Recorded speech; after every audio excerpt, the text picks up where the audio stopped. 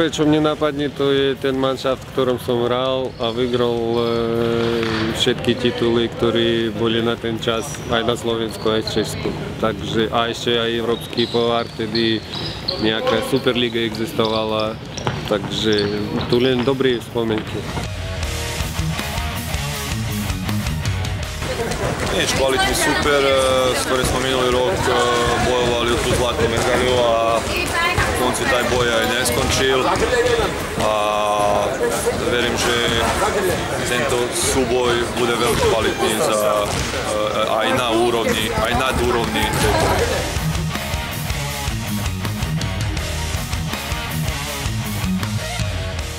No, ja by som sa s tým neponáhľal.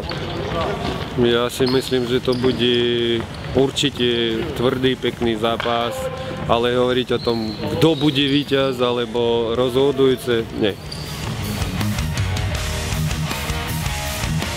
Možno to v tejto chvíle teraz takto vyzerá, ale je ešte dosť zápasov do konca a môže sa stať hocičo. Samozrejme, že onaj, ktorý vyhrá tento zápas, bude mať trošku väčšie šance skončiť prvý po základnej šanci. To je základné časy.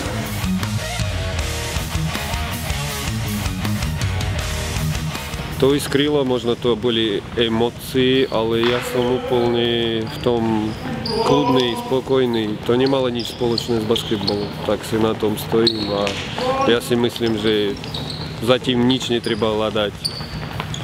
Je to dobrý tréner, dobrý manšaft a bude to dobrý zápas. Ne, tej otázke sa nebudem ani vyzerať.